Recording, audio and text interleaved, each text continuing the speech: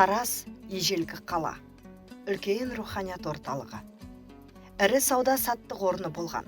Тарихы бай, жері құнарлы, табиғаты көркем қала. Тарихтың даму барысында өзіндік ерекшелігі бар ежелгі мәдениет ошақтарының бірі. Сан ғасырлар тарихтың құпиясын бойына жинап жатқан осы қала туралы шығыстық көне жазбаларда деректер көптеп сақталған.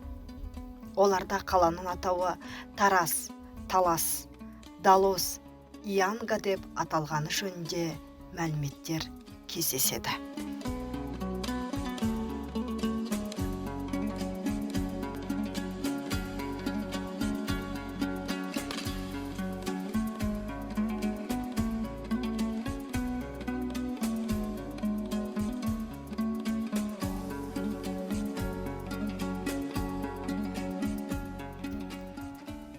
Әлемдік өркениеттен ойып орын алған бұл қала жайындағы мәлімет алғаш рет біздің дәуірімізден дейінгі 100 жылдықтағы Қытай деректерінде айтылған. Қаланың ең алғаш іргетасын қалаушы Ғұн Тәңірқұты Шөже болған. Алғашқыда жай ғана бекініс ретінде Талас өзенінің бойынан тұрғызылған. Тараз қалашығы уақыт өте келе көркейіп, гүлденген ірі қалаға айналды.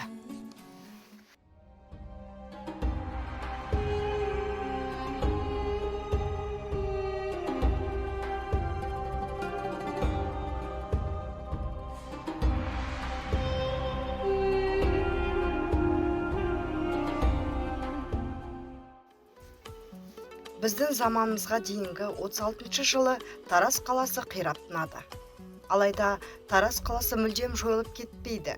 Қираған қала қаншама уақыттардан соң қайта көтеріліп, 6 ғасырдағы түрік қағанаты кезінде қайта гүлдене бастайды.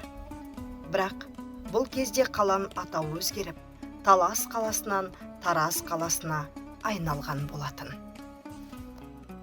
Тараздың танымал болуына сол кездегі Ұлы Жібек жолындағы ірі қалалардан бірі есептеліп, қалада сауда-саттықтың өркендеп дамуы да әсер еткені байқалады. Әсіресе 10-12 ғасырларда Тараз қаласы өзінің өркендеу шегінде болып, Қарахан империясының маңында орталықтарының біріне айналып, саяси рөл ойнайды.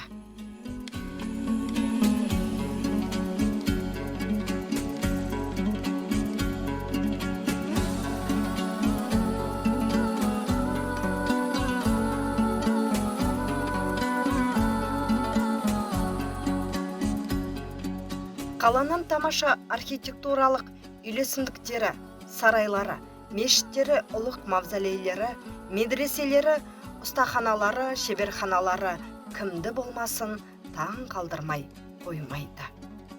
Тараз бүгінде мәдени-экономикалық жағынан өркендеген жергілікті халық жер жанаты деп атайтын шағын да болса көрікті, берекелі, ырысты қалаға айналды. Туған жеріміз, ата мекеніміз біз үшін әрдайым ыстық. Өз жерімізді әрқашан қастерлейік.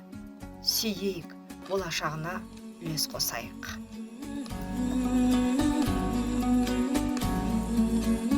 Ертеңгі күннің өнегесі мен кемел келешек үшін бүгінгі ұрпақты тарих тамырын тереңнен тануға шақыру мақсатында гимназия болашаққа бағдар рухани жаңғыру бағдарламалық мақаласы аясында оқушылармен экскурсия жасап, олардың танымдық ой-өрісін өркендетуде. Солай, ағымды жылы қаланың жергілікті маңызы бар мәдени мұра нысандарының тізіміне енгізілген тарихи және мәдени ескерткіштерді аралатып, шамалы ұзақтығы бар маршрут бойынша экскурсия өткізді.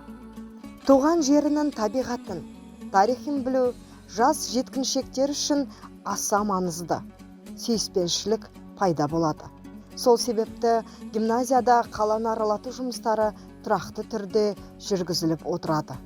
Құрметті қазақстандықтар, өз жерімізді әрқашан қастерлейік, сүйейік, болашағына үлес қосайық.